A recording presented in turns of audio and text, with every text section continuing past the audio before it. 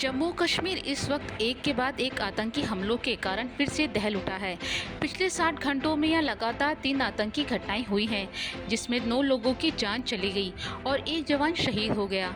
वहीं 5 जवान समेत 48 लोग घायल हो गए। वहीं इस हमले में 2 आतंकी भी मारे गए हैं। इन घटनाओं की बात करें तो सबसे पहले रियासी में आतंकियों ने तीर्थयात्रियों की बस पर आतंकी हमला कर दिया था, जिसमें 9 लोगों की जान चली गई और 33 लोग घायल हो गए।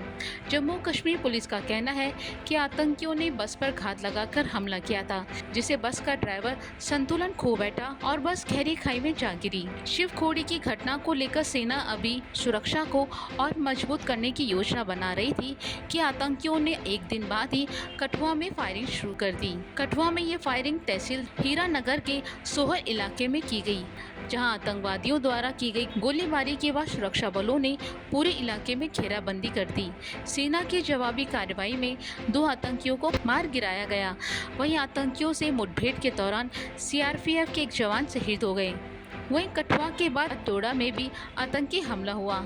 आतंकियों ने इस बार सेना के बेस को अपना निशाना बनाया। इस गोलीबारी में 5 जवान सहित एक एसपीओ के अधिकारी गंभीर रूप से घायल हो गए। आतंकियों को पकड़ने के लिए इलाके में सर्च अभियान चलाया जा रहा है। सेना ने फिलहाल पूरे इलाके को घेरा हुआ है। शांत इलाकों में आतंकवादी हमले जम्मू आतंकवादियों के रडार पर सबसे ऊपर है, क्योंकि ये हमले ऐसे क्षेत्र में हो रहे हैं जिन्हें आतंकवाद से मुक्त माना जाता है। इन हमलों के बाद क्षेत्र में सुरक्षा के पुख्ता इंतजाम किए जा रहे हैं। खासकर रियासी में हुए हमले के बाद सुरक्षा बल हाई अलर्ट पर है। जम्मू कश्मीर पुलिस ने रियासी हमले में शामिल एक आतंकवादी का स्केच भी जारी किया है और उसके बारे में कोई भी जानकारी देने पर 20 लाख रुपए का इनाम देने की घोषणा की है। वहीं इन हमलों को लेकर एडीजीपी आनंद जैन ने पाकिस्तान को दोषी ठहराया है। उनका कहना है कि कठुआ हमला सीमा के रास्ते ताजा घुसपैठ का नतीजा लगता है। दिनों में 2 हमले हुए हैं सर जम्मू में, किस तरह से आप देख रहे हैं? क्या पाकिस्तान की बौखलाहट है? किस तरह से आप देखते हैं रियासी के बाद? ये हमारा एक हॉस्टाइल नेबर है, जिसके यहाँ पर जो पीसफुल हमारा सारा एनवायरनमेंट है उसको डैमेज करने के लिए उसकी हमेशा कोशिश ये रहती है। तो लिहाजा ये जो इन्फिल्ट्रेशन है ये appear to be fresh infiltration, और जैसे एक आतंकवादी मारा गया दूसरे की भी सर्च जारी है। एक तरफ जहां भारतीय सेना इन आतंकी घटनाओं से निपटने की कोशिश कर रही है, तो वहीं दूसरी तरफ इन घटनाओं को लेकर जम्मू कश्मीर के पूर्व सीएम फारूक अब्दुल्ला ने घाटी में बढ़ती आतंकी वारदातों पर अपनी प्रतिक्रिया दी है। फारूक अब्दुल्ला ने एक बार फिर से पाकिस्तान से बातचीत करने का राग अलापा है। साथ ही साथ उन्होंने दावा किया कि इस तरह की चीजों का तब तक हल नहीं निकलने वाला जब तक की बातचीत नहीं होगी। मीडिया से बातचीत करते हुए फारूक अब्दुल्ला ने कहा, हमारे पड़ोस के साथ अभी भी समस्याएं हैं। सैन्य कार्रवाई से ये समस्याएं हल नहीं होंगी जब तक कि हम अपने पड़ोसी से बातचीत नहीं करेंगे। आतंकवादी सीमाओं के रास्ते से आ रहे हैं और वो आते रहेंगे।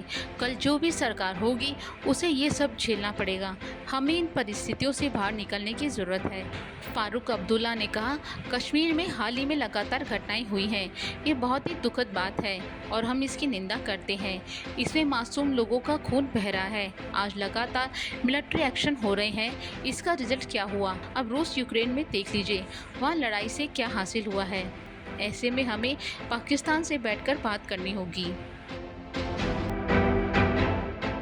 जम्मू कश्मीर में जहां एक के बाद एक आतंकी हमले हो रहे हैं, उन सब के बीच अब करीब 5000 से ज़्यादा लोग कड़ी सुरक्षा के साथ कश्मीर जा रहे हैं। यहां आपको बता दें, इसमें ज़्यादातर लोग कश्मीरी पंडित समुदाय के हैं। ये सभी लोग कश्मीर में वार्षिक खीर भवानी मेले के लिए जा रहे हैं। खीर भवानी मेले के लिए रवाना हुए श्रद्धालुओं से जब प्रदेश में जारी आतंकवादी हमलों के बारे में पूछा गया, तो उनका कहना है कि हम इन आतंकी हमलों से डरते नहीं हैं। हम कब तक डरते रहेंगे?